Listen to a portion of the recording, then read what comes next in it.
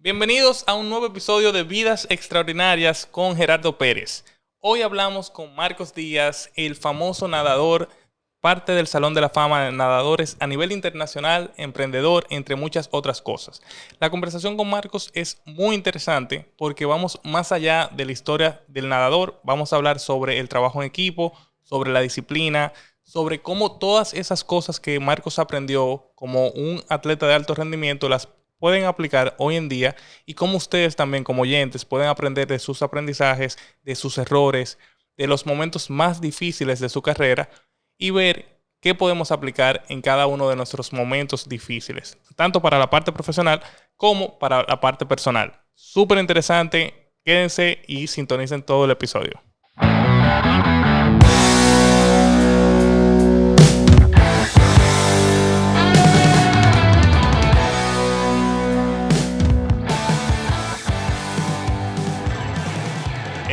Ok, señores, tenemos un nuevo episodio en el podcast. En esta ocasión tenemos a Marcos Díaz.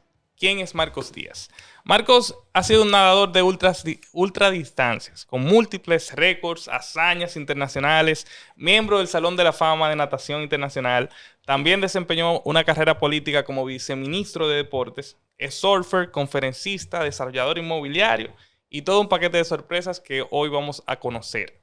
Hoy queremos humanizar un poco la historia de Marcos porque sin duda, aunque se oyen como muchas cosas que tal vez hizo un Superman, la realidad es que Marcos es una persona igual que todas, ha tenido obstáculos, ha tenido errores, ha tenido fracasos y hoy queremos ver cómo ha batallado con todos esos y qué ha hecho que realmente sea una persona de éxito en el día de hoy y cómo lo ha podido ir logrando.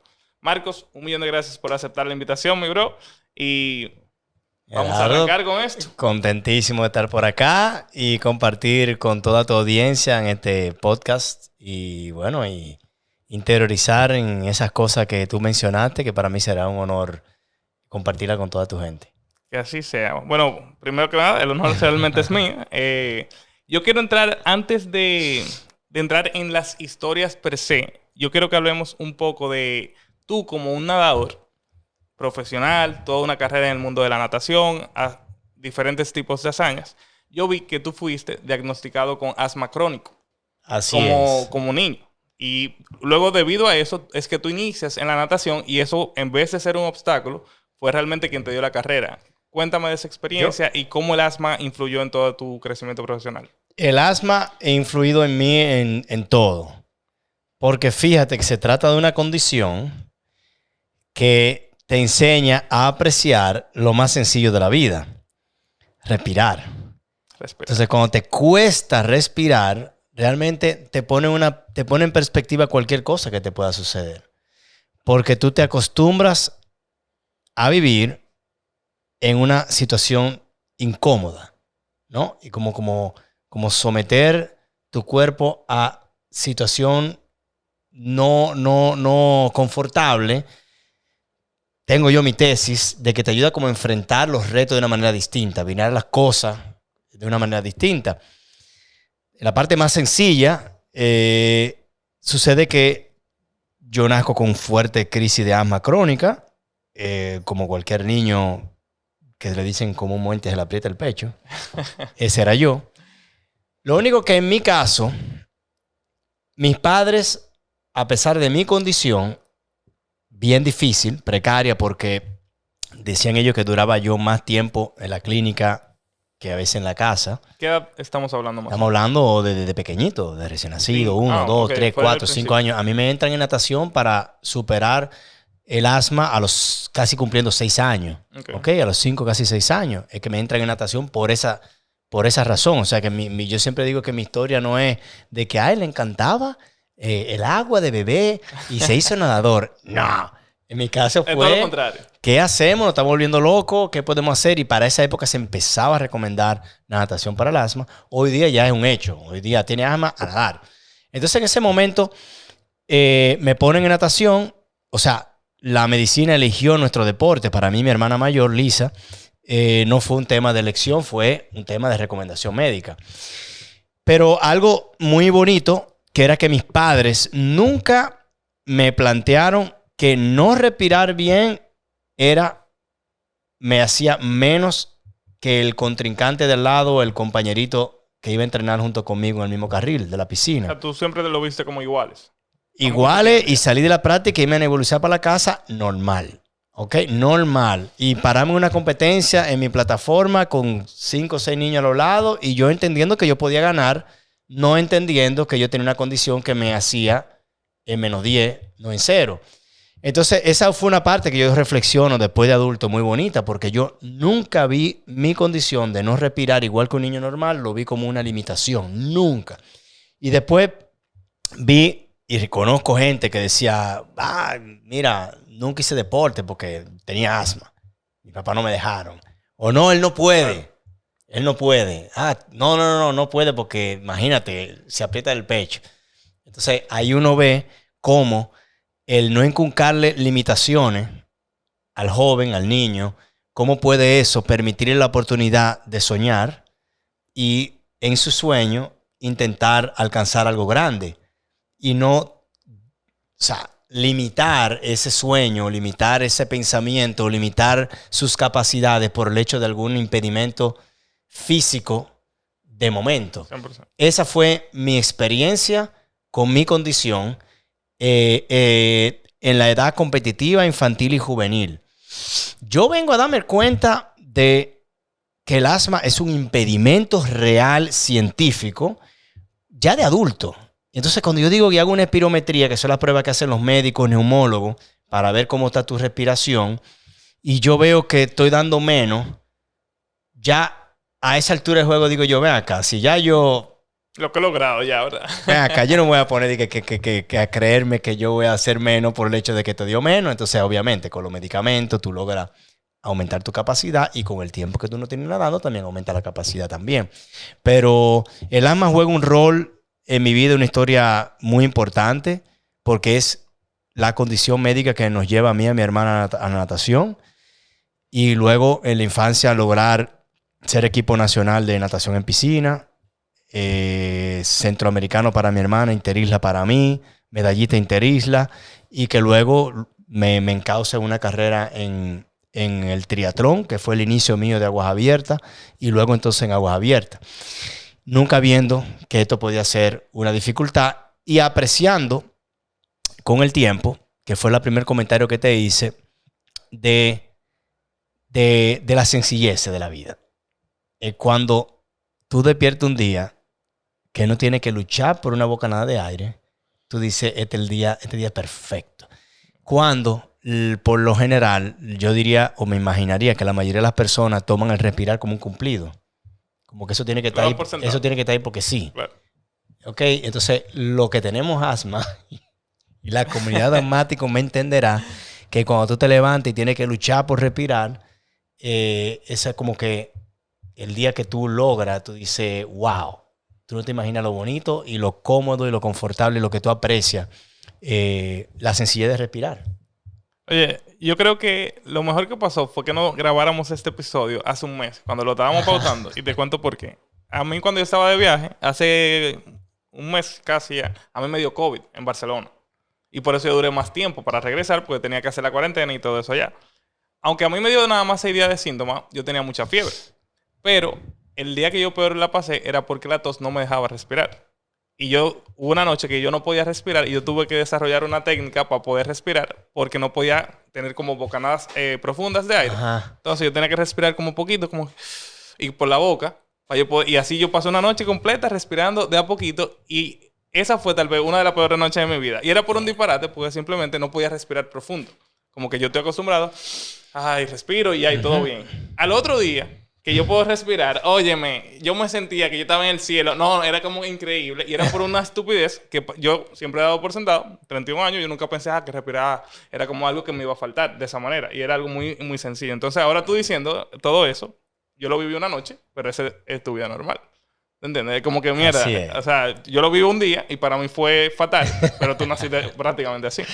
Y por otro lado, otra cosa que tú estabas diciendo, con el tema de los límites que uno se pone, yo no creo que nada más sea en la parte del niño, sino en la consecuencia de tú crear ese límite. Por ejemplo, con el caso de que tus padres nunca te forjaron como que eso era un límite, tú simplemente te viste como uno más de todo el grupo, tú nunca viste la limitante y tú siempre viviste tu vida así. O sea, tú nunca sentiste que había un techo. Muchas Así veces ese límite lo que desarrolla en un niño es que en adulto él sigue pensando que tiene el mismo techo y nunca desarrolló capacidades. En tu caso fue nadar, pero así mismo eso le crea muchísima inseguridad a alguien. Entonces es como que nunca tienen la confianza para realmente intentar cosas, se acostumbran a que siempre son menos, a que se compran algún tipo de historia. En tu caso era que el asma no te dejaba hacer ejercicio o no te dejaba otra cosa. Hay otros que se hacen otro tipo de historias y por eso en la vida profesional tal vez nunca se atrevan a hacer nada. Y uno no sabe en el día de hoy, ya como adulto, qué limitantes tú tienes que empezaron como niño. Y lo incorrecto para mí de condicionar. O sea, yo no me planteo jamás la posibilidad de condicionar a alguien por absolutamente ninguna razón. ¿Ok? Porque fue lo que yo interpreté ya de adulto, que fue lo que le doy gracias a mis padres, de que nunca me condicionaron, porque cuando tú condicionas esto, tú puedes tener el resto del talento físico, los genes, la morfología, la genética, todo para ser un campeón, pero si aquí te condicionaron, eso se acabó instantáneo. Y yo creo que de eso se trata, de cuando alguien me decía, Marco, ¿y cuál fue la clave? Yo decía, señores, imaginártelo, soñar. Pero no hay de otra. O sea, no hay límite. Tú plantearte que tú vas a venir de un país de vía de desarrollo, tercer mundo, con tanta precariedad, en un deporte tan poco popular, tan poco conocido, que no tenía un precedente. Yo no podía decir, yo quiero ser como Pedro Martínez, yo quiero ser como Sammy Sosa. No, yo no tenía nada, nada. Y tú dices, contrale. Y entonces, ¿cuál fue la clave? Yo dije, mira, tener la posibilidad de irte lejos con la mente y decir, le voy a quedar atrás de ese sueño. Porque la matemática no te iba a dar nunca. Y yo creo que eso era lo bonito como de no tener ese condicionamiento, no tener ese límite, no tener... de poderte imaginar cosas. Porque todo inicia con imaginártelo. Después, con creértelo. Después, con pagar el precio, ¿no? Trabajarlo ahí. Después, con la perseverancia. Y después, que yo digo que siempre hace el sentido más grande cuando te lo gozas. Pero tú comienzas imaginándotelo. Si no te lo imaginas, te no vas para ningún lado. Y si te lo imaginaste, pero tú crees que tú no eres, que es otro, porque es americano, porque es europeo, entonces también te quedaste a mitad de camino. De imaginártelo y después de creértelo. Y créete el absurdo de cuando tu gente en tu casa y a tu alrededor te dice, loco, suelta eso, ponte a trabajar un trabajo serio. ¿Cuándo es que tú vas a trabajar? Me decía mi mamá. ¿Cuándo es que tú vas a trabajar de verdad? Vas a hacer relajo. Ya no lo dice. No, todavía decía ella. Ve acá, pero ¿qué es lo que tú haces? Dime, ¿cuándo tú vas a terminar? Más se imaginaba como alguien en una oficina con una corbata trabajando. Entonces, de repente le salió nadador el hijo. Creértelo o no, clave. Y después, obviamente, cuando yo digo pagar el precio, es esa cuota, ¿no? de sacrificio que tú tienes que entender y poner una balanza. Decía un profesor mío siempre que la vida es un trade-off. La vida es como... un intercambio. Ajá, exactamente. Y que tú tienes que saber costo-beneficio y si te hace sentido. Y yo creo que esa es clave cuando tú dices, lo quiero alcanzar tanto que estoy dispuesto a pagar un precio muy alto. Y ahí en esa negociación es donde tú te sometes al castigo, al precio, al sacrificio, a la larga hora de entrenamiento, de todo lo que tú tienes que sacrificar para tú lograr algo. Y después que tú pagaste ese precio no significa que las cosas van a suceder. No, es que no hay nada seguro aquí. Nada. Lo único seguro es que tú lo vas a poder intentar muchas veces. Entonces ahí viene lo que yo llamo la perseverancia. Y uno de los nados más difíciles del mundo, que a mí me tocó 4 intentos conseguirlo. O sea, imagínate que tú crees que tú estás muy preparado porque tú sacrificaste y pagaste el precio y llegaste en tu mejor condición y no te va a la primera. Y dices, bueno, pues hay que intentarlo de nuevo. Y la segunda no te... Y a la tercera tampoco. Oye, no todo el mundo lo sigue intentando. A la cuarta, exactamente. Entonces la perseverancia, obviamente, después de pagar ese precio, juega un rol para mí importantísimo. Y lo que luego le da un significado como más espiritual a todo Y cuando tú haces la balanza, tú dices, mereció la pena, es si realmente te lo gozaste, ¿no? ¿Verdad? Que al final que tú digas, wow, la pasé súper bien. ¿Cuánto tiempo duró el nado? ¿15 horas? ¿14 horas? No, fueron 2 años de entrenamiento, hice amigo y me divertí y tengo historia que contar y me siento satisfecho, ¿entiendes? Y yo creo que al final esa parte es sumamente importante. Yo lo dejo siempre en lo que yo digo para lo último, pero al final el día a día. El proceso. Exactamente. Mira, me parece genial que tú cuentes esa parte, porque de las personas que he tenido la oportunidad de entrevistar, y uno le pregunta como que esa parte del sacrificio y eso, siempre se enfoca mucho en la parte del sacrificio. Y yo creo que es la primera vez que alguien me dice de la parte de gozárselo. Claro. Como que, oye, no, pero al final, el último paso realmente no es lograrlo, es tú gozártelo. 100%. Sí, porque si no, Gerardo, ¿cuánta gente tú no tendrás que habrá llegado a la cima y mire alrededor y diga, ¿y esto era? No, y ¿Y buscan la era próxima esto? cima y ya. O sentarse Pero, vacío, o sentirse sí. vacío, porque dice, mierda, pero yo pensaba que aquí me iban a hacer un bulto grandísimo y yo esperaba como que esto me iba a mí a... Ujú. Y tú dices, papá, la cima fueron 15 minutos, pero fueron 2 años. Esos 2 años son lo que valen realmente. O sea, más importante el camino que la misma meta. Entonces, ¿cuánto dura el camino? Y yo lo pongo muy sencillo. Tú vas a la universidad a estudiar. ¿Cuánto dura la graduación? ¿Cuánto dura la carrera?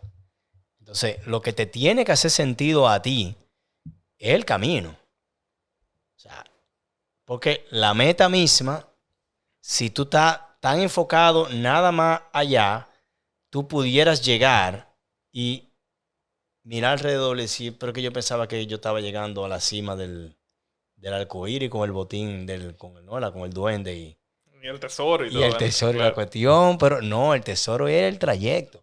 El tesoro era el trayecto. Lo que pasa es que si no lo disfrutaste, va a llegar... No va a haber tesoro. Gris, exactamente, Claro. exactamente. Es que uno no se da cuenta que en el tesoro está lleno de monedas. Eso es lo que pasa. Así mismo, el camino, disfrutárselo. Y obviamente saber que las cosas cuestan, ¿no? Saber que las cosas cuestan, o sea, no te creas que va a suceder porque tú entrenes, ¿no? Tú tienes que buscar el máximo, buscar la excelencia. Tú tienes que apostar a... Te tienes que fajar, te tienes que entregar, tienes que sacrificar muchas cosas. Y siempre en el sacrificio, yo pongo muchos ejemplos. Yo tengo amigos que yo estoy seguro que si quisieran hacer lo que yo hago, yo digo, ni lo intentes, tú serías miserable. A ti te gusta demasiado la calle y la noche. Eso está muy bien. Disfrútalo. Tú haciendo lo que yo hago, tú no serías feliz. ¿Entiendes? Pero yo que me vivo, que ya estoy cabeceando a las 9 de la noche, me lo disfruté. ¿Entiendes? Exactamente. Oye, y con el tema de la parte de los límites, yo quería dar esto más como un mensaje a los oyentes, porque uno no sabe cuál historia uno se compró. Así como está diciendo Marcos, de la parte de que tú te pusiste muchísimo límite y que por eso tal vez no estás satisfecho donde estás o no has logrado lo que quieres, uno no sabe en qué parte de la historia uno está tampoco. Y eso le pasa a mucha gente. Entonces yo quiero que quien esté escuchando, como que se tome un momento a ver qué historias me compré de pequeño, que tal vez hoy en día estoy viviendo una consecuencia. Tal vez me puse un techo hace años y hoy en día no estoy haciendo nada que me interese. Y con el tema de gozárselo, hay mucha gente que vive como para...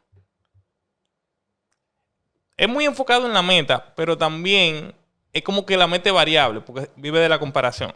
Entonces como que, mi meta es esta ahora, porque yo veo que eso es lo que tengo que hacer, o el dinero, y es como algo muy superficial sin saber realmente qué significa para él o para ella. Entonces yo veo que hoy en día también eso, como que la meta es tan variable o es tan superficial que están persiguiendo una meta que es una cima más que nada de show off, como de yo enseñar que llegué, pero realmente no es tanto de lo que tú quieres lograr para llegar ahí o el sacrificio tampoco. Decía un profesor mío que se trata del propósito.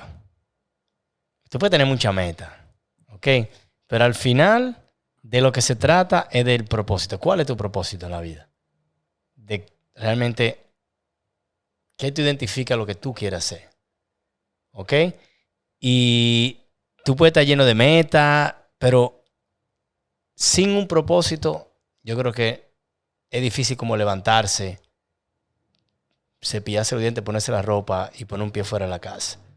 Cuando tú tienes un propósito, tú te levantas y tú abres los ojos iluminados, nada más imaginándote que tú te vas a acercar a aquella cosa a la cual tú definiste que era el norte en tu vida y a lo que tú te querías dedicar, ¿no? Y con lo que tú te ibas a gozar la vida, a lo que tú, la huella que tú quieres dejar para ti, ¿ok?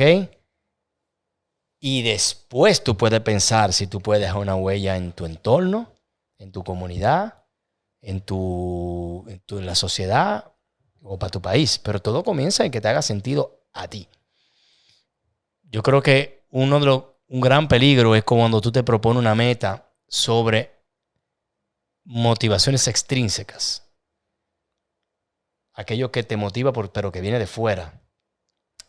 Yo creo mucho en que lo que a mí me motivó a lograr nuestros grandes sacrificios o a hacer esfuerzos que movieron montañas fueron las motivaciones intrínsecas, las que no vienen de afuera, las que te satisfacen a ti, nada más a ti. Sobre el hecho de que tú puedes hacer acciones. Yo competí en muchas carreras que tenían prize money, dinero de paga, y yo me motivaba a entrenar para ganarla. Y llegaba y cobraba. ¿Cuál era la motivación? Era externa, era dinero. Y por dinero nos movemos nosotros diario, ¿no? Porque queremos vivir cómodo, adquirir ciertas cosas que nos ayudan a la comodidad, que nos benefician, que tener experiencias que se pagan con ese recurso económico. Pero cuando yo analizo, cuando nosotros llegamos casi a ser, bueno, casi no, lo que muchos definieron, eso fue una locura. Nunca estuvieron motivadas por nada externo, ni por un premio, ni por un reconocimiento, ni por una foto, ni por una portada, ni por dinero. El Canal de la Mancha, cuando lo hicimos, no se enteró nadie. Y fue 4 intentos. El tercer intento, inconsciente al agua, luego de 10 horas nadando en el frío. Yo despierto en una camilla y digo, lo lograron. Me dijeron que no. ¿Y por qué seguí un 4º intento? Y esa locura, ahí no había un centavo de premio, $1 de premio, $1, no $1, no $1. Y salir a conquistar el Canal de la Mancha, un 4º intento, la más tenía una razón, y era que nos propusimos algo y lo teníamos que lograr. Y cuando lo logramos, se enteró nuestra familia nada más. O sea, si alguna popularidad tuvo la carrera deportiva de Marcos Díaz, no fue porque quiso el Canal de la Mancha. Y cuando lo pongo en perspectiva, yo digo, las cosas que nos llevaron al esfuerzo extraordinario, ninguna tuvieron vinculada a un premio, a un reconocimiento, un aplauso o algo que viniera de fuera. Fue cuando el equipo, yo, mi entrenador, el médico, mi compañero de natación, nos dijimos, esto lo tenemos que lograr. No lo logramos. Señor, vamos a dejar esto porque ya se nos acabó el dinero. No, es que esto lo tenemos, que nos propusimos esto, lo tenemos que lograr. ¡Pam! ¿Y esos 4 intentos, Marcos? ¿Qué tiempo pasó entre los 4 intentos? 3 en un verano, en muy corto tiempo. 3 seguros. ¡Pam, pum, pam! O sea, el primero, yo diré 6 horas, 15 minutos más o menos en el agua. Y nos retiraron porque el oleaje estaba muy fuerte. El Canal de la Mancha en Inglaterra, Francia, y que es el nado más difícil del mundo. Está categorizado como si fuera un escalador subir a la cima del Monte Everest. Y están las estadísticas que más personas suben al Everest que los que nadan de Inglaterra a Francia. Porque se chocan 2 fuertes corrientes marítimas, Mar del Norte con el Océano Atlántico, y crea unas condiciones difíciles para los barcos. Okay. Y entonces nadar ese trecho es como lo más grande por un nadador de agua abierta. Nosotros comenzamos y nos propusimos eso al inicio de mi carrera deportiva, ignorando que se trataba de un nado que ameritaba de mucha experiencia. Por lo general, en mi deporte, es algo que tú eliges hacer para retirarte. ¿Okay? Cuando ya tú tienes el nado del despido, prácticamente. El nado del despido, pero te estoy hablando literalmente. Tú lo dices y es como si lo estuviera oyendo en una... Tú tienes un nadador que dice, sí, ya, y el verano que viene nado el Canal de la Mancha. ¿Te retiras? Sí, nado el Canal de la Mancha y me retiro. Y nosotros lo propusimos al principio prácticamente de mi carrera deportiva. Entonces llegamos, muy poca experiencia, creyendo que no íbamos a comer el mundo. Y ¡pam! Nos caímos de boca y 6 horas y 15. Después insistimos que no nos íbamos de ahí hasta que nos cruzáramos. Y me dicen que que me van a dar una segunda oportunidad, pero que tenía que nadar a las 2 de la mañana. O sea, en plena oscuridad. Yo nunca en mi vida me había tirado al mar oscuro. Y yo dije, si eso es lo que hay que hacer, lo vamos a hacer. Entonces ahí te ponen glow sticks para que el bote no te pierda de vista. Había casos que se habían perdido de vista nadadores en el mar con oleaje. Una aventura de no, película. Pues, y tú tirarte y decir, no voy a pensar nada más tirarme, confío en mi equipo. Pues si tú a mí me preguntas qué se siente nada en la oscuridad, yo digo, yo me entrego, yo no estoy pensando y le doy mente. Tú no viste nada, tú estabas tirando brazadas. No doy ni 2 brazadas si me pongo a pensar. Y logro 7 horas y pico y no lo logramos, me sacan del agua. Tercer intento, me dicen 1 de la mañana, digo, no hay problema. De nuevo salimos oscuro. 10 horas de nado sin parar. Nos sacó de ruta una corriente, una brisa.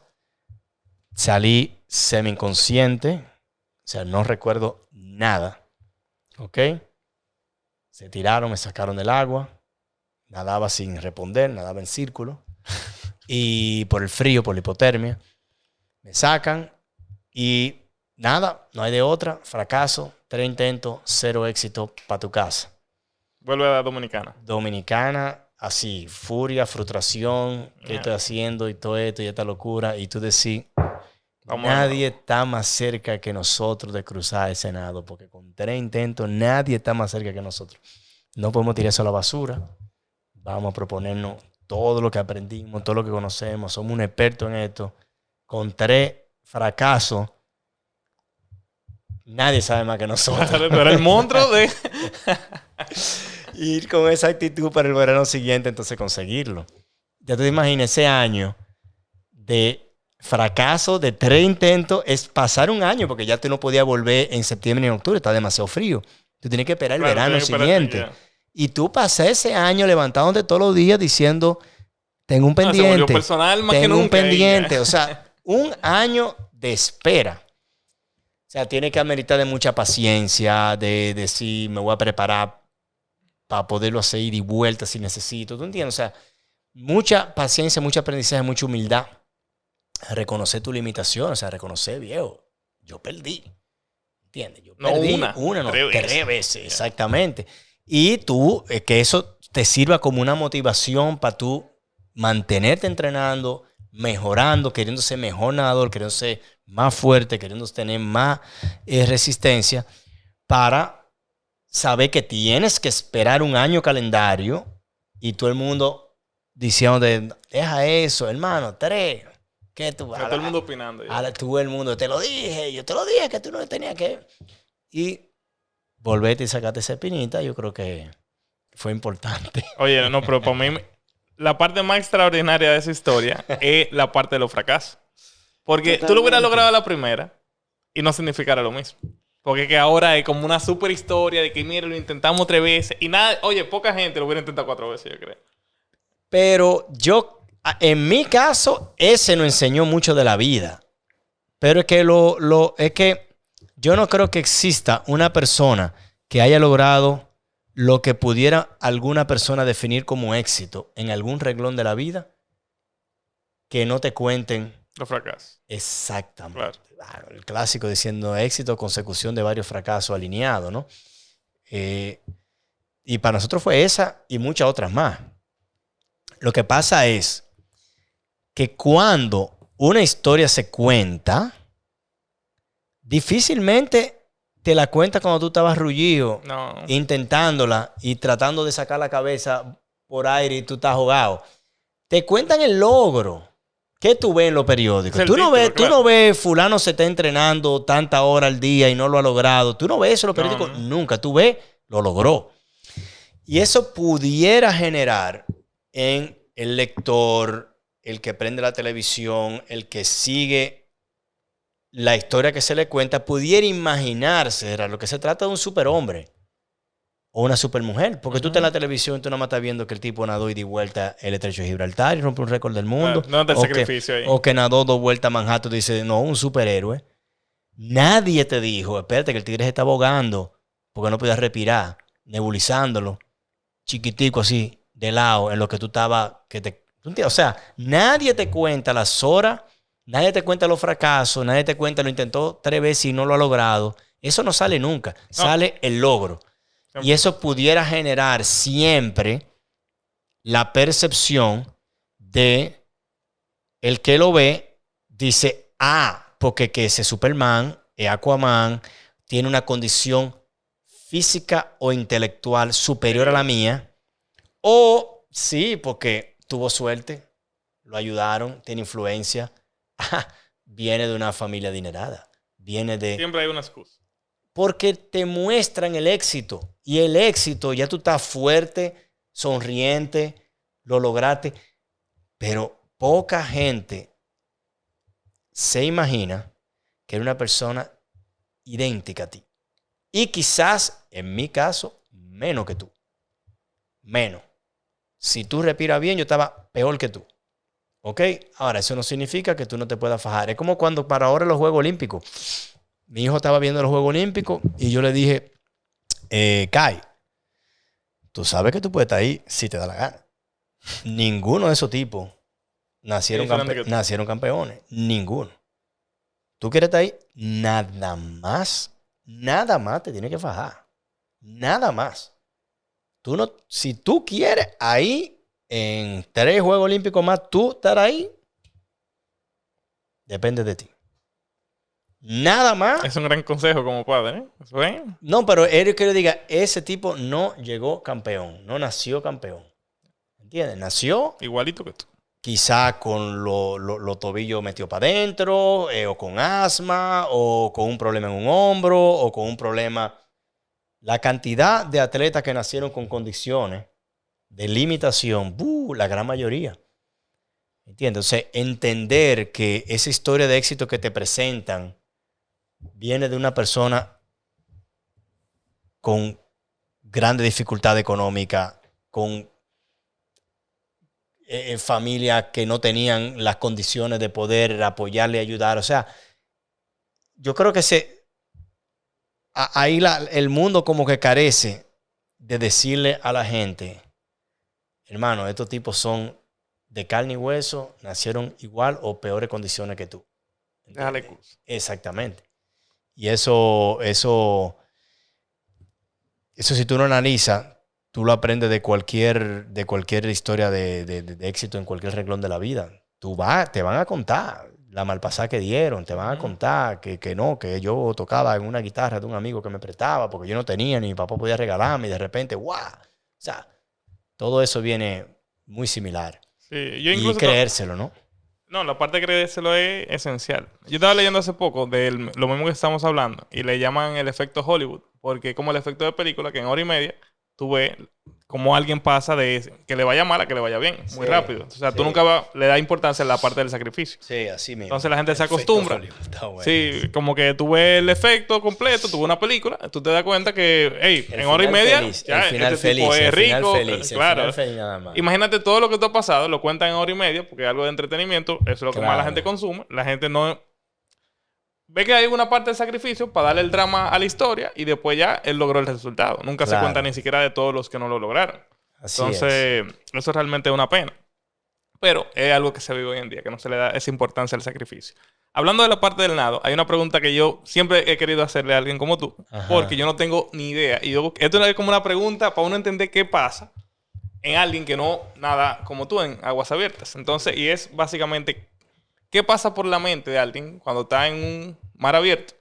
O sea, yo me imagino tema de tiburones, tema de corriente, que no veo el bote. O sea, pueden pasar miles de cosas y tú estás ahí prácticamente solo. Claro, el bote te está cayendo atrás, pero en un momento tú tal vez lo dejas de ver. O sea, la mente te puede traicionar. Y mi pregunta viene siendo, básicamente, además de que qué pasa por la mente de alguien, es ¿cuál ha sido la historia más aterradora tú en aguas abiertas que tú has vivido? Mira, lo primero es que el común denominador de que no es muy afín al mar, lo primero que piensa es los tiburones. ¿Verdad? Lo que hizo la película Tiburón en la mente de todos. Exactamente. Por eso era la pregunta. Como que, oye, todo el mundo va a querer saber hacer esa pregunta. Tienen que haber hecho y lo menos que tú tienes en la cabeza cuando tú te lanzas a hacer una travesía o estás compitiendo, lo menos que tú piensas en eso. Tú estás tan metido en la estrategia de nado, tan metido en seguir las indicaciones de tu entrenador, estás tan metido en todas las otras cosas inherentes a la carrera y a la estrategia, que tú en eso literalmente no piensas. ¿Ok? Eso no significa que no ha habido momentos donde tú te pones de que mierda, señores, pero estamos, bueno, ponte tú, yo nadé en Australia, en el oeste australiano, una cuesta de 20 kilómetros donde tú dices Western Australia y te sale tiburón blanco. ¿Ok? O el Mar Rojo. Nosotros cruzamos el Mar Rojo en el 2010 y la mayor variedad y cantidad de tiburones del mundo está en el Mar Rojo. ¿Y tú nunca viste uno? Ahí no. Yo he visto, sí, en Key West. La Vuelta a Key West es una carrera que yo hacía todos los años como de preparación, de monitoreo. Pero lo que más está en la mente es la estrategia, ¿no? En la embarcación de apoyo no te cae atrás. En una ultradistancia, tú llevas una embarcación al lado, justamente al lado. Aquí está tu entrenador. Okay. Aquí hay un juez que verifica que tú no toques el bote ni que el entrenador te dé algo que te pueda ayudar a moverte, ¿no? Okay. Y llevamos una distancia y donde la embarcación, el entrenador lleva la administración de tu energía y tu nado, porque te conoce muy bien, y calcula las variables alrededor y lleva la navegación. ¿Ok? Si tenemos un oleaje, una corriente de la derecha y quiere llegar al frente, él te tiene que hacer la navegación para que tú lo logres, ¿no? Tiene que calcular los demás nadadores que están compitiendo, tiene que calcular y conocer tu energía, si te pone a atacar, si te administra. ¿Ok? La hidratación te la tiene que pasar también para reponer la energía, el tipo de energía que tú vas consumiendo. Así que tú estás prácticamente expensa del entrenador. La embarcación se mueve, tú te mueves. Se pega, tú te despegas. ¿Ok? Él te dice pégate hacia la derecha, hacia la izquierda. Y en mi caso, que yo nada más respiro para la derecha, cada vez que salgo a tomar aire, hago un contacto visual con mi entrenador. Y él ahí me va hablando en lenguaje no verbal y vamos comunicándonos y él me va dando todas las instrucciones. Así que tú tienes que estar muy pendiente. Okay. Salvo que sea una travesía muy larga, donde el entrenador te diga mantén el ritmo por las próximas 2 horas, sí ahí tu mente se desconecta del lugar, que es algo que tú quieres. Tú quieres llegar a un estado de desconexión porque si te queda en el momento, entonces empieza tú mismo a decir, wow, me duele la espalda antes de tiempo, me duele un hombro y se suponía que me doliera dentro de 4 o 5 horas y tú empiezas a cuestionarte y viene la batalla del cuerpo contra la mente, a negociar, a batallar y tú quieres, cuando te tocan esas situaciones, irte del momento. En mi caso, en los momentos difíciles, yo usaba mucho las emociones, ¿ok? Eso es muy personal, o sea, para mí, lo que a mí me sacaba de crisis es que te digan falta 4 horas de nado y tú digas yo no sé si yo logro 20 minutos más. Pues yo me estoy muriendo del dolor y te faltan 4 horas. ¿Cómo tú sales de esa crisis? A mí me funcionó mucho 2 herramientas. La visualización, que es muy común en el deporte, y las emociones. Yo me guardaba situaciones emotivas, vamos a decir como una gaveta en la mente, y en esos momentos difíciles yo abría esa gaveta. ¿Cómo qué? Como que yo estuviera saliendo de la piscina y un niño me pidiera una foto. O una mamá me dijera en la calle, mía, que no, mi hijo, nada porque te vio. O que yo estuviera saliendo del aeropuerto y alguien en el counter me dijera, fuerza campeón, estamos contigo. Nadie se imagina el efecto que eso tenía en mi carrera deportiva. Y la verdad que esa pequeñez que quizá alguien diría, se lo estoy diciendo y quizás se lo olvida, yo guapete, lo capturaba. Yo hacía esa foto del niño, de la mamá, del tipo en el counter y yo la guardaba. En el momento que yo estaba en mis peores situaciones de crisis física en el lugar, yo abría esa gaveta y yo decía, ok, ¿qué tú vas a hacer con ese muchacho?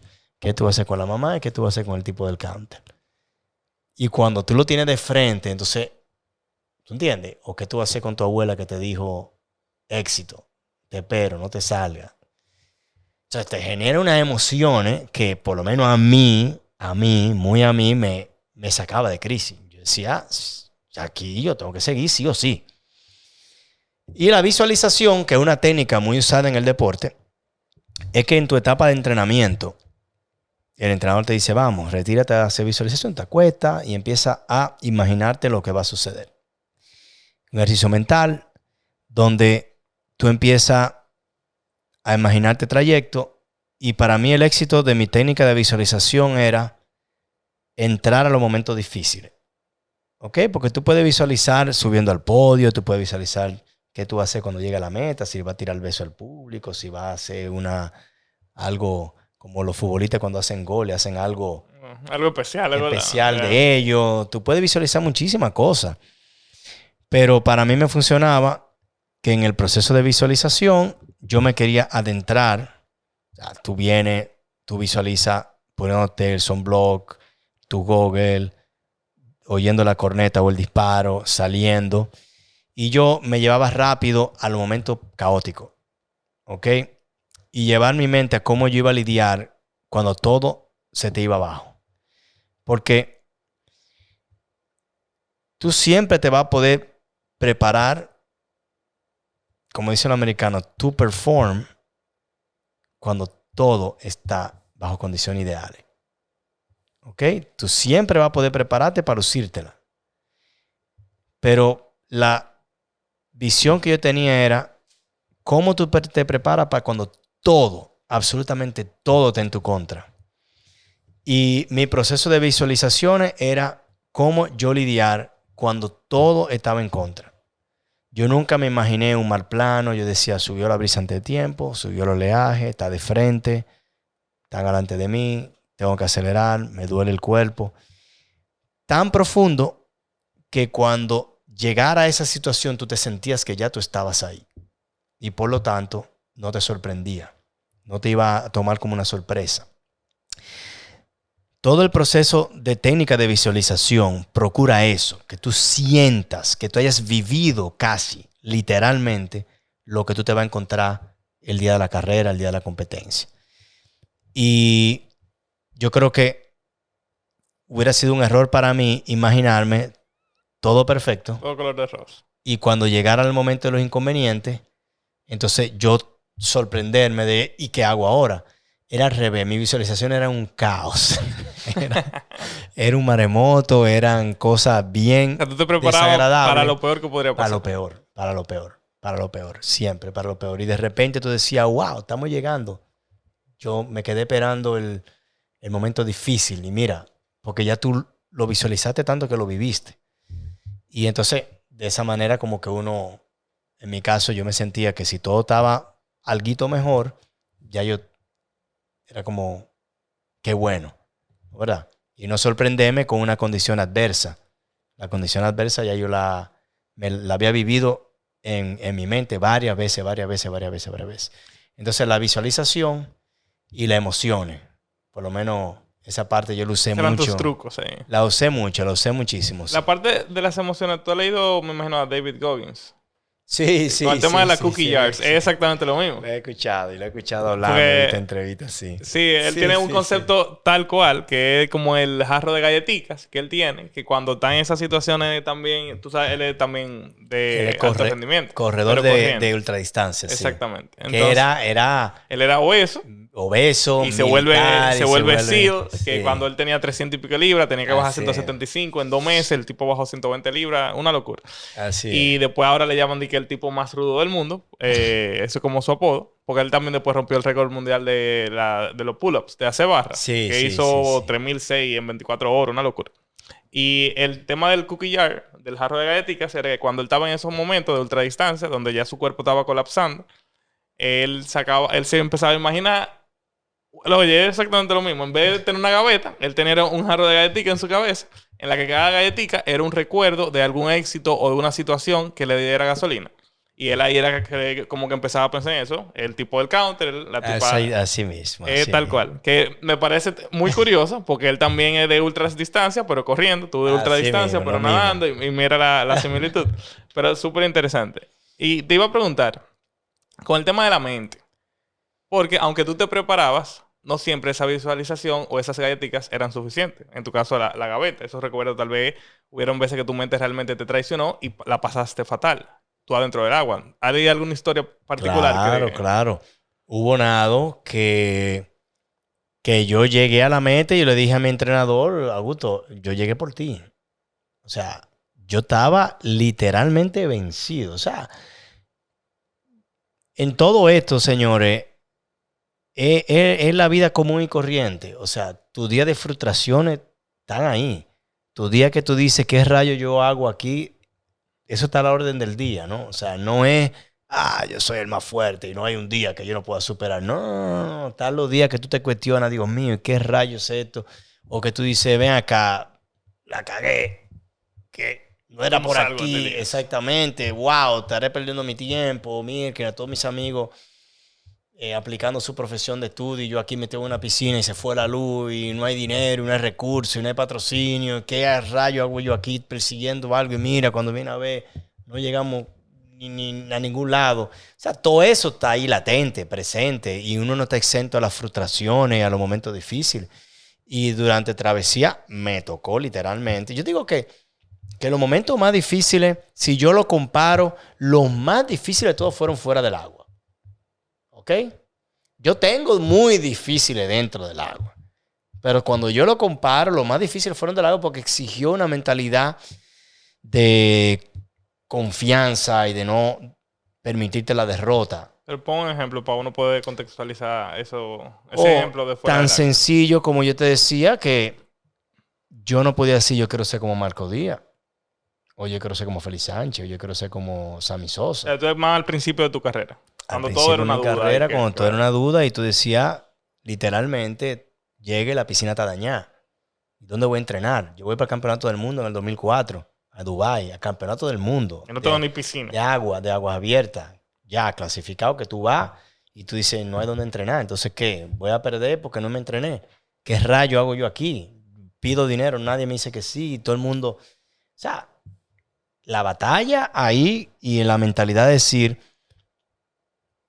Esto, y lo he dicho siempre, esto es una guagua, ¿ok? Se paró y le pediste y te dijo no. Tú dices, necesitamos llevar la guagua a la próxima parada. Guárdale un asiento que si la llegamos ahí, él se monta. Pero tú tienes que mover la guagua a la próxima parada. Y en vez de ponerte a pelear y a criticar o a frustrarte de que, ¿y por qué no me apoyan? Y yo voy a dejar esto porque no recibí apoyo. No. Lo que yo tengo que mover la guagua a la próxima parada. Cuando él vea que yo moví esta guagua a la próxima parada, él se monta. Y si no, está en mí, no está en él. El que él me apoye está en mí. Él me dijo que no porque desconoce, porque no me ha visto triunfando, porque no cree. ¿En quién está que cree en mí? Está en mí. No es, me dijo que no, es un estúpido, o no creen, no confían. Eso está a la orden del día. Esa historia... yo iba a ser uno más contando la misma historia de frustración de que no nos apoyen, el deporte no lo apoyen. Yo decidí pensar un chin diferente. Yo dijo que no hoy, pero guárdale un asiento, no bote el contacto, mándale un correíto cuando logremos tal cosa. Ahora nos toca lograrla para que él se abra los ojos y diga, Y eso aplica en todo en la vida. Sí, porque lo más... chacho, es que lo más... común es tú ver que alguien te diga, yo tenía un proyecto muy interesante, Marco, muy similar, pero lo que pasa es que a mí no me apoyaron. Yo digo, no me digas, me voy a contarte una historia. Exactamente. A mí me apoyaron a la primera. Exactamente. Yo siempre digo que yo aplaudo a cualquier persona que tenga un proyecto y a nivel empresarial, familiar, de pareja, de trabajo, lo presente y le apoyen. Yo lo aplaudo. Ahora, yo me identifico con el que le cerraron toda la puerta por muchos años. Porque en nuestro caso fue batallar con lo desconocido, lo que no se conocía, lo que nadie creía, y convertirlo en algo que tiempo después la gente empezó a creer, a apoyar, pero que nos costó a nosotros poner de nuestra parte, no a nosotros exigir o decir, ¿por qué no me apoyan? O ¿por qué? No. Lo que necesitamos es mover esta rueda y llevarla más para adelante y ponerla más bonita y ponerla atractiva. ¿Ok? Y a eso cuando yo digo lo más difícil fue eso, porque es duro tu salir de entrenamiento de meses, de años, y tú llegas a una reunión y tú digas, cuénteme, señores, ¿tenemos los recursos? Y te digan, no tenemos un chele. Es duro. Esa parte para mí fue la más difícil, inclusive más difícil que momentos en el agua que fueron muy difíciles. Yo hice una competencia, la competencia más larga del mundo en el 2006, fue una competencia de 81 kilómetros en la India. Y yo a mitad de carrera yo pensaba que me iba a ahogar literalmente en el río. El agua del río es muy poco densa. Tú no flotas en el agua del río. y exige que tú lleves un ciclo de brazada más rápido. Yo llegué un poco agripado, no me dejaban entrenar y yo literalmente a mitad de carrera pensaba que yo no iba a llegar. Y estaba shoot down, o sea, de que me quedé. Y yo recuerdo que mi entrenador percibía el sufrimiento que yo tenía físico y él logró sacarme de momentos difíciles, no me dejaba pensar. O sea, cuánta mala palabra te puedes imaginar, estaba voceando. Pip, pip. Y buscando manera de motivarme, o sea, y decirme, vamos, vamos, y recordarme frases y cosas que sabía que me podían sacar fuerza. Gasolina. Exacto, y agarrar una bandera del bote y de pegarla del coso y mostrármela agitándola así. Eso te saca y llegamos. Te conoce bien. Sí, y llegamos a la meta y yo cuando llegué yo dije, si no es por ti yo no llego. Pues yo sé que yo estaba ya muerto. Entonces, momentos muy difíciles. Yo creo que lo más difícil fue fuera y no dejó de haber muy difíciles en el agua también, muy difícil. Y peligroso para mí, muy lejos de haber visto un tiburón, muy lejos de haber visto agua viva, de chocarme agua viva y dejarme bien, vamos a decir, herido. Fue para mí el peligro más grande siempre fue la hipotermia, ¿no? Sacarme del agua semi-inconsciente, que te puede causar la muerte. Eso sí era el peligro más latente. ¿Por qué? Porque era un nadador delgado, con poca grasa, que entrenaban el 90% de mi entrenamiento fueron en el país. Y exactamente, me hacía muy vulnerable a los nados de agua fría. Hicimos mucho y era como la kriptonita para nosotros. Y era el peligro realmente era cuando decíamos van a agua fría, es peligroso. Pero sí, como todo. Difícil, no todo bonito. No, claro. Pero y es interesante que tú digas que la parte más difícil fue en la tierra, porque como todo el mundo ve la parte de los logros del atleta, en tu caso era de nado, no se imagina que tú también estabas vendiendo un proyecto. Al final, o sea, tú tenías que conseguir patrocinadores, tú tenías los mismos problemas que todo el mundo tiene un negocio y además tú tenías el problema del ejercicio en sí, o sea, del deporte. Entonces, mucha gente se desliga, no, pero él lo único que tenía que hacer era entrenar y nada. Sí, pero había que conseguir patrocinadores, había que abrirse la puerta. O sea, es como un emprendimiento, yo lo veo así, el que hace una carrera en el deporte. Y en nuestro caso, a mí me tocó jugar 2 roles. Teníamos un equipo, ¿ok? Con médico, entrenador, fisiatra, nutricionista, masajista. O sea, teníamos relaciones públicas, comunicación, marketing. Y en esa mesa de trabajo yo ocupaba un rol no de nadador. ¿Ok? Mi carrera deportiva me agarra adulto, con carrera y maestría. Entonces ya yo sabía planificación de proyectos, ya yo podía sentarme y decir yo creo que por aquí, ok, por qué, y hasta formar parte de dirigir una reunión importante. Ese era un rol en planificación. Totalmente aparte de entrenamiento y del deportista. Del agua. Yo siempre hago me gusta resaltar que en los trabajos en equipo es muy importante reconocer el rol de cada quien, porque una vez nos parábamos de esa mesa, donde ya yo planificaba con mi entrenador mis entrenamientos, podíamos hacer una planificación de 7 semanas y decir, yo creo que aquí debemos incluir esto, y podía tener una discusión técnica con mi entrenador, ¿okay? O con mis entrenadores, que eran más de uno, Augusto liderando, pero teníamos a Fran Fumero, Jaime Sánchez. Yo podía sentarme a decir, yo creo que yo debo hacer más de esto, creo que debo hacer menos de esto, porque me enseñaron a entender mi entrenamiento, a leer, a aprender. Yo podía tener esa discusión técnica, pero cuando yo estaba en el agua en traje de baño, yo me quitaba la chaqueta de miembro del board, por llamarle un nombre, a el último del organigrama, que obedecer. Claro. ¿Entiendes? Era full deportista. Y obedecer y confiar. Imagínate que nosotros armemos una estrategia de que cuando tiremos el agua la vamos a dar para la izquierda y de repente estamos de acuerdo todo el mundo, me tira el agua y cuando yo espero que vamos para la izquierda me da la indicación de que le dé para la derecha. Si yo estuve en esa reunión de estrategia, cualquiera diría, ¿qué fue, señor? Era para la izquierda, están volviendo locos. Y yo nunca fui capaz de hacer algo así. La estrategia era para la izquierda, pero me dijeron para la derecha y yo obedecía. El que está allá afuera está midiendo toda la variable, yo obedezco. ¿Ok? Y saber el rol que te ocupa, que te toca ocupar en cada momento, yo creo que fue clave para que el equipo se sintiera comprometido de que yo estoy respetando su decisión. Aún cuando sentado en el rol de planificador, yo podía discutir ahí, claro. Exactamente. Pero cuando me ponía el traje de baño, yo obedecía sin cuestionamiento. Sin cuestionamiento.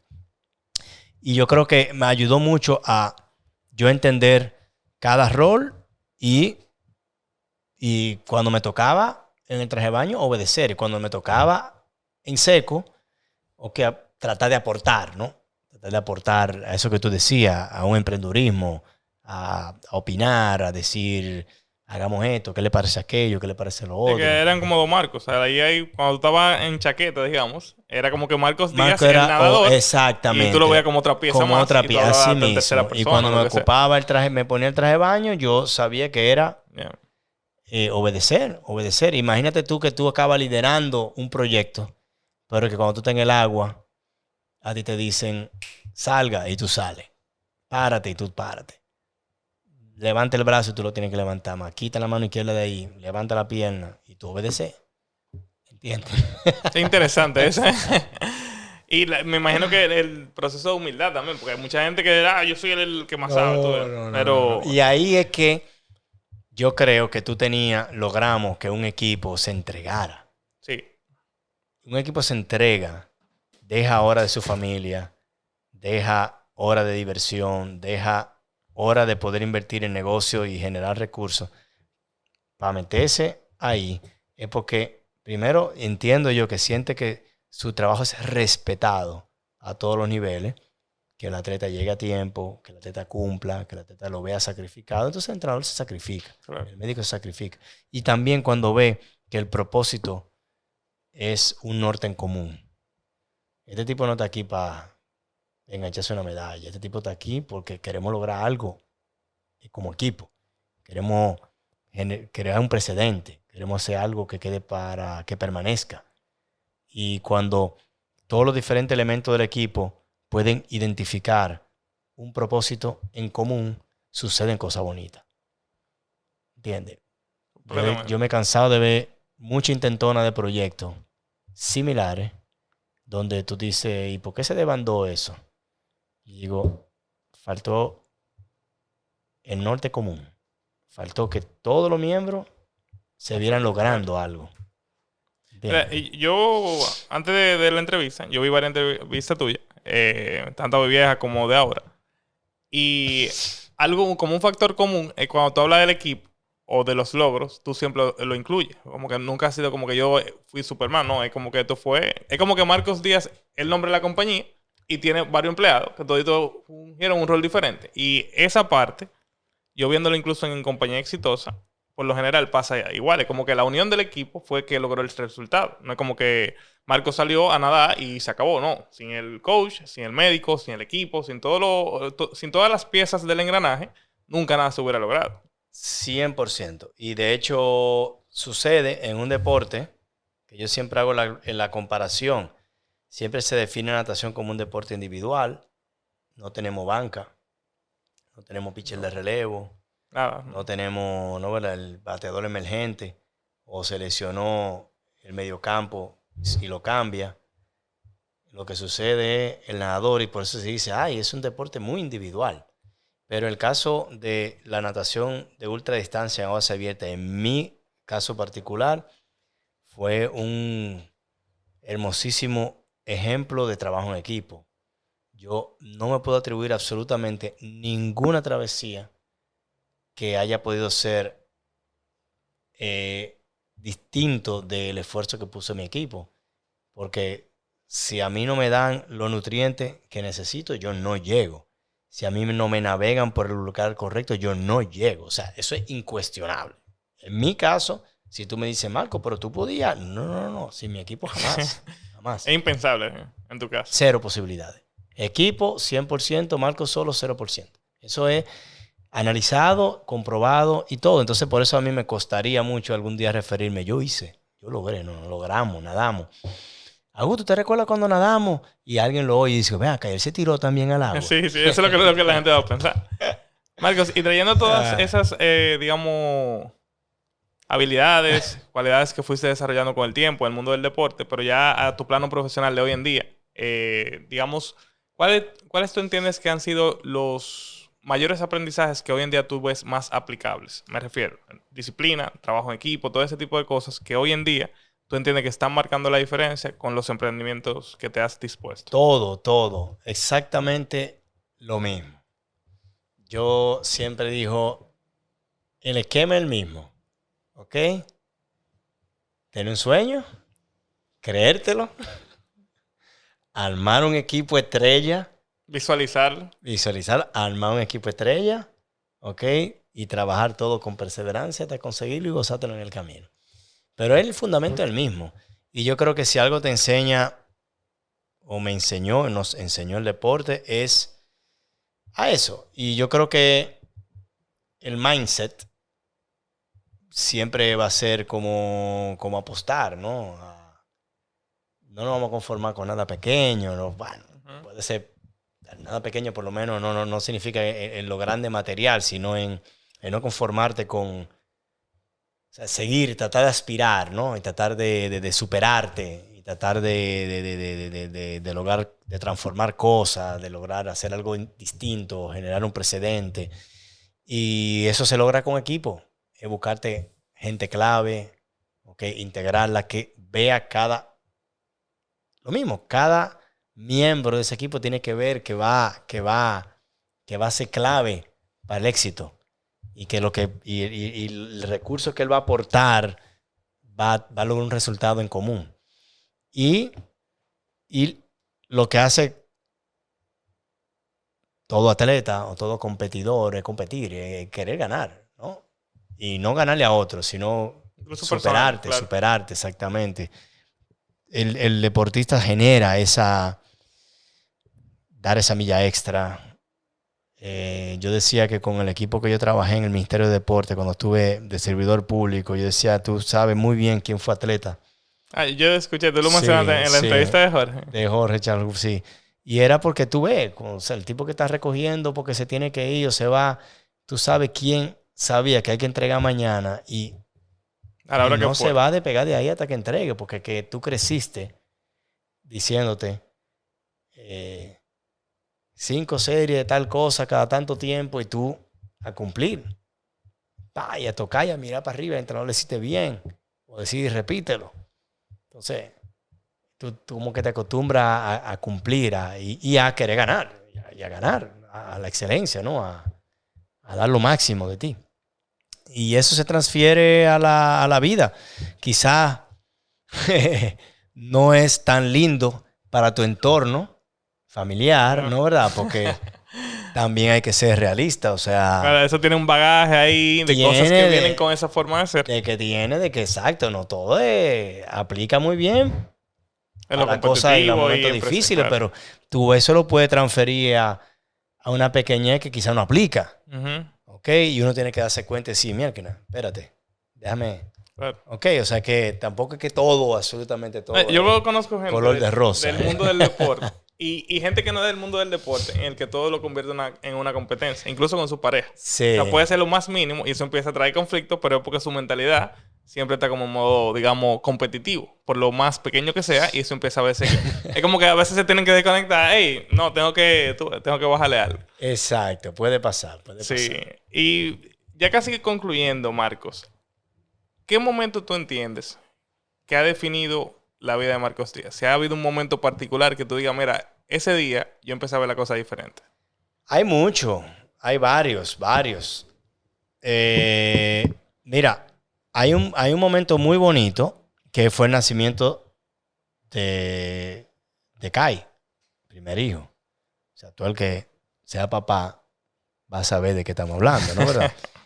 Pero Kai llega en una época donde yo ya estaba pensando como que perdía ciertas motivaciones y quizá estaba vislumbrando un retiro, ya diciendo, bueno, ya hemos logrado mucho. Fue para el 2008. Y después de ahí fue que logramos cosas un poquito Eso más fue una impresionantes. gasolina realmente. Y ese, para mí, fue, bueno, más allá de tú tener un hijo en tu mano, ¿no? Y decir, wow, qué compromiso.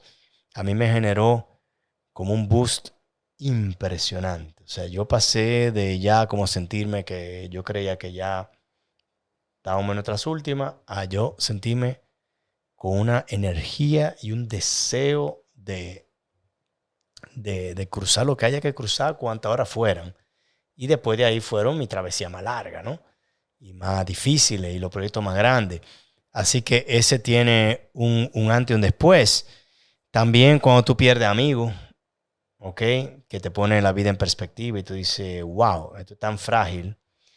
Y te enseña y te da lecciones de vida de tú decir, wow, déjame no perderme por querer estar tan enfocado y con, no, anteojeras, sí, de no mirar para los lados. Déjame intentar permitirme disfrutar. Yo sabía normal irte laboralmente, irte a una reunión de una noche en Seúl y tener que devolverme porque tengo trabajo. Y tú dices, hermano, te voló hasta Seúl para una noche, sí, una reunión y me devuelvo para atrás. Y así en muchos sitios. Después tú decís, wow, ¿de qué se trata esto? Déjame permitirme mirar, Hay que viene el disfrutar. último paso de gozar. Exacto. Y eso te lo enseña cuando tú ves y aprendes de la fragilidad de la vida y tú dices, ¿qué me voy a llevar? Me faltó sentarme y alguien que me invitó a cenar, déjame aceptar y vamos a cenar y vamos a compartir, déjame hacer una amistad y eso. Y en la vida deportiva, obviamente, cuando logramos la exaltación al Salón de la Fama, eso fue algo como que yo lo compartí como entrenador de una manera muy especial, ¿no? Estamos dando gritos los dos llorando. Y tú Me dices, imagino, eso "Cóntrale". tiene que ser algo y que poca gente ha vivido también. Exacto. Y es cuando tú no sabes, tú ni eso ni te lo planteabas. Nos podemos plantear una travesía, nos podemos plantear un récord mundial, nos podemos plantear ganar una carrera, pero eso es algo implanteable. Implanteable. ¿Por qué? Porque yo le decía, yo no sé cómo se logra eso, ni quién me puede ayudar a eso. Y lo menos que nos habíamos imaginado es que el que era entrenador del equipo nacional de Estados Unidos de agua abierta, nos propuso y en el primera ballot, el primer corte, Aprobado. salimos aprobados. Yo recuerdo que yo leo el correo y yo decía, Eso ¿qué es lo que estoy leyendo mal? No estoy entendiendo esto y pido que me lo lean. Y eso fue, obviamente, marcó un antes y un después. En mi paso por el servicio público, se está hablando mucho como hito y momento, mi paso por el servicio público. ¿Y por qué? Porque tú aprendes demasiado y tú ves demasiado y aprendes demasiado. Y te voy a repetir algo para que la gente que no escucha entienda de qué hablo. Y era cuando yo decía que Adriano Miguel Tejada, que en paz descanse, director de Diario Libre, desde sus inicios y fallece lamentablemente a destiempo hace un año aproximadamente. Yo me juntaba todos los años a un almuerzo con él. Y él siempre me veía, recuerdo como ahora, y de que me veía decía, dígame, viceministro, ¿cómo está? Y se explotaba la risa. ¡Cuá, cuá, cuá, cuá, cuá! Y yo como que sabía, imaginándose la malpasada que uno daba o lo que sea.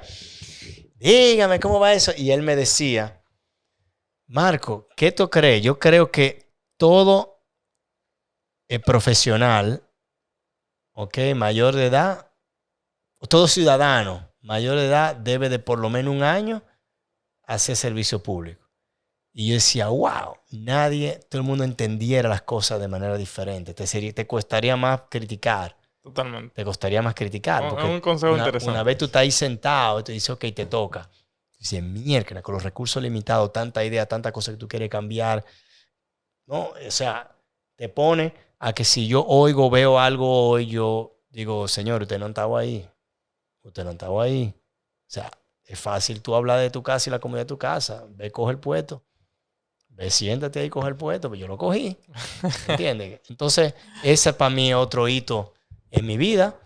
Y así también, así como fuerte e impactante, también de la sencillez, a veces también yo aprendo mucho y son momentos que marcan un antes y un después. Y que van a seguir pasando. Claro, van a seguir pasando, seguro que sí. Eso es parte de la vida. Seguro que sí. Marcos, como un último consejo, yo lo tenía aquí escrito porque aunque aquí creo que esta conversación es fascinante porque todas las historias que tú has contado realmente son aplicables a toda la vida. O sea, Sí. yo te voy hablando de todo eso y realmente yo lo veo y eso aplica a miles de cosas. Cada una de ellas. Desde la parte de tú tener confianza en tu entrenador, desde que tú realmente no estás solo, que es un equipo, toda esa parte. Y incluso la batalla de la mente que tú has Sí. tenido, tanto adentro del agua como fuera del agua, mucha gente la vive en la parte de los negocios. Entonces, la última pregunta que yo tenía planteada era, vamos a poner el ejemplo de Kai, que tú dijiste lo importante que eso fue y es, digamos que Kai tiene 25 años, está perdido, no sabe qué quiere hacer, te dice, papi, no estoy satisfecho con lo que estoy haciendo, ayúdame. ¿Qué tú le aconsejas a ese que está perdido, tiene la intención, pero no sabe ni siquiera dónde dar un primer paso, hacia dónde buscar ese propósito? Tiene que seguir su sueño, porque es muy fácil. Tú sabes que tú pusiste un ejemplo muy interesante, donde a mí me parece que se sigue un formato no necesariamente que favorece a todos los jóvenes. O sea, tú te gradúas del colegio 17, 18 años, ¿no? En mi caso 17.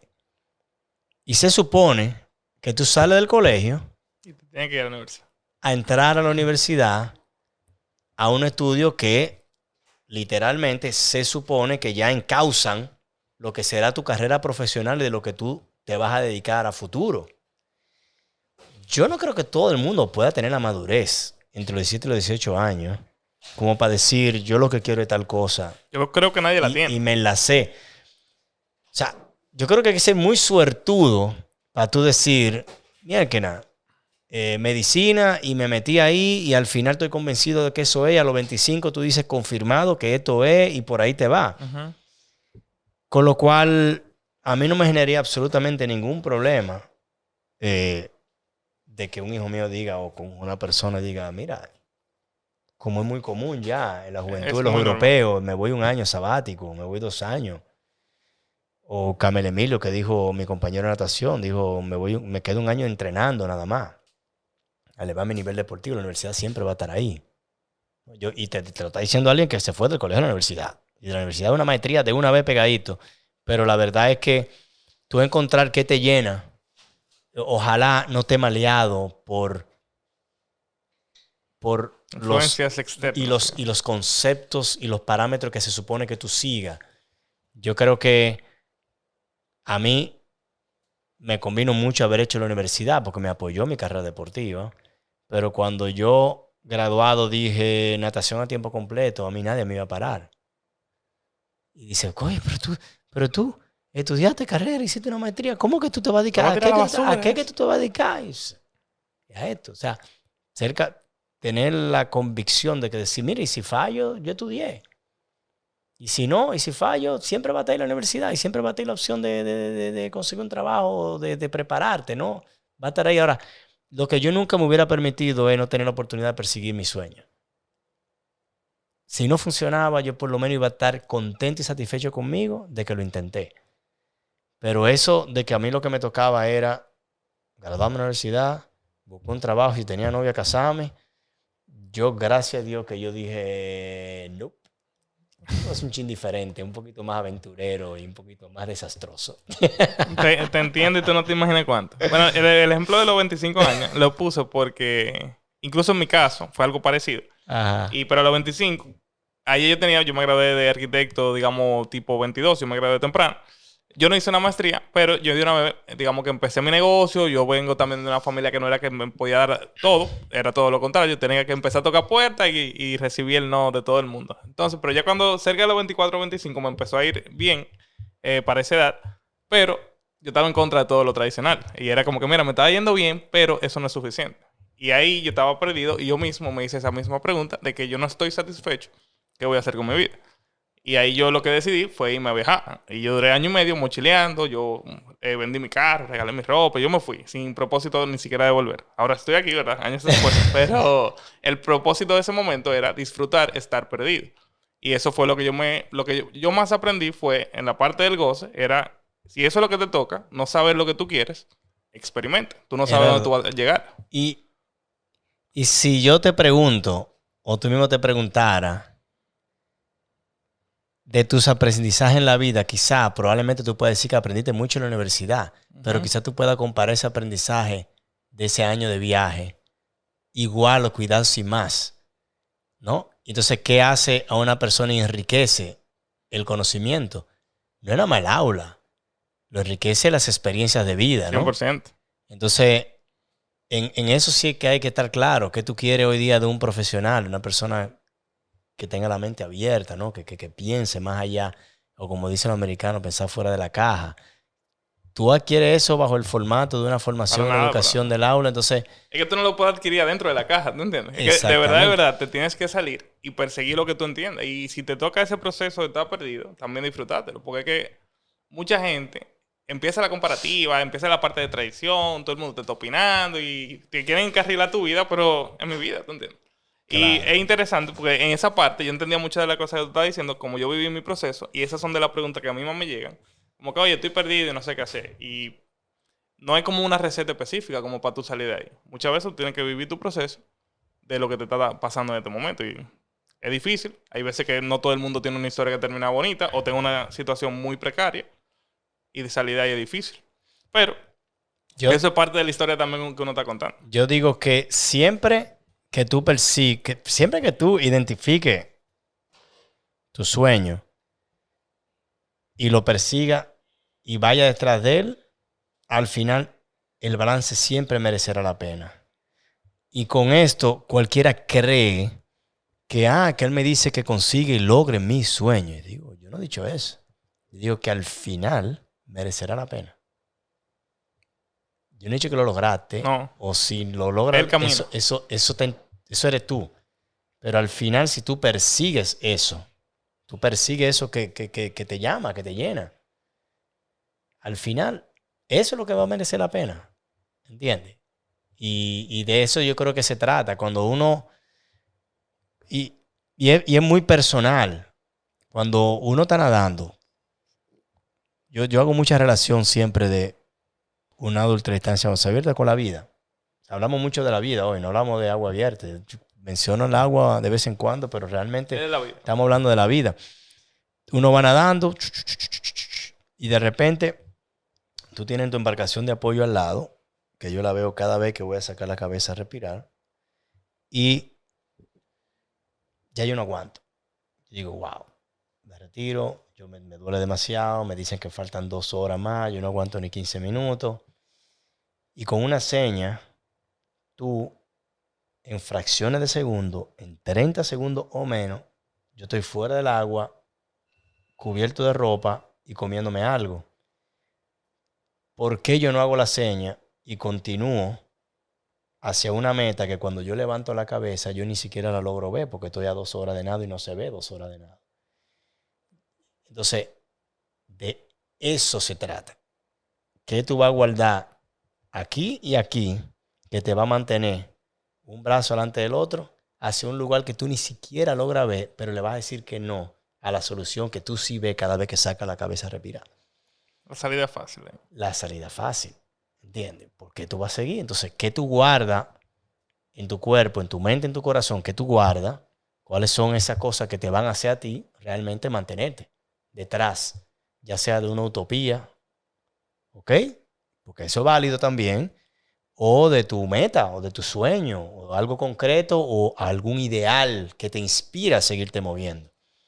Yo creo que de identificar cada quien eso y seguirlo, es lo que al final el balance va a ser positivo. Creo que no hay mejor forma de ser aquí con eso, señores, porque esa idea prácticamente es enamorarte del proceso, independientemente si lo lograste o no. Y creo que eso es lo que muchas veces asegura que uno llegue o no llegue. Lo que uno guarda adentro. Ese truco que dio Marcos, vamos a tenerlo bien presente. El tema de esa gaveta llena de recuerdos, de esos momentos que fueron un éxito, o no ni siquiera tienen que ser un éxito, es que significan algo para uno. Eso puede ser tu mamá, que te dijo, oye, confío en ti. puedes ser tú mismo diciéndote algo, o sea, tal vez no tiene que ser ni siquiera algo externo, o simplemente tal vez es la visión tan clara de lo que quieres lograr que tú mismo te lo recuerdas en esos momentos como que, oye, tú lo estás haciendo por algo más allá que simplemente yo quiero. Tal vez por tu hijo, tal vez por tu familia, por tu esposa, por tus padres, o sea, uno nunca sabe dónde está la gasolina que tú necesitas para ese último empujón. Y con eso, Marcos, creo que la conversación a mí me ha encantado. A mí yo creo que la conversación fue incluso mejor porque yo realmente estaba fascinado por hacer una conversación contigo. Y era para yo entender la mente de alguien que ha vivido ese tipo de experiencias. Y uno puede hacer esa comparativa con la vida, digamos, que uno ve del día a día y ver que para uno tener una vida extraordinaria, realmente tú no necesitas ser extraordinario. Así Es mismo. una persona ordinaria apuntando a cosas extraordinarias. Y de eso se trata. Así es. Y creo que con eso podemos cerrar. Y, bro, Claro, qué de placer. verdad, un millón de encantadísimo. gracias. Y con eso, señores, Marcos Díaz. Marcos, ¿dónde te pueden encontrar en las redes sociales? Quien quiera seguir tus nuevas aventuras. Instagram sería @MarcosDíazRD. Twitter, Marcos_Díaz. Y en Facebook, Marcos Díaz, todo mayúscula, como un fanpage. Perfecto. Ahí ¿Y estamos. cuáles cosas vienen por ahí que sería bueno Viene tener atento? Porque yo sé que tú tienes un par de proyectos que hemos hablado. Bueno, no sé si eso se puede hablar. Con Tuto está la película del Nado de los Continentes. Ah, yo no sabía. Para Tuto no cine. me contó nada y hablamos de ti, pero no me dijo nada. Primicia de nuestro hermano Tuto al frente dirigiendo, que fue quien dirigió perísimo. todas las filmaciones de ese proyecto en Sí, yo 2010. recuerdo él estuvo contigo viajando todo. Claro, 2010 de nadar, reunir los continentes a nado. Y muchas cosas chulas. Bueno, Muchas señores, cosas pues chulas. ahí están las redes. Hay muchas cosas que vienen también, aparte de esa parte de, digamos, de nado, también de la carrera como empresario de Marcos, que pueden estar siguiéndola en las redes sociales. Así es. Con eso cerramos. Marcos, nuevamente un millón de gracias y nos vemos en el próximo episodio.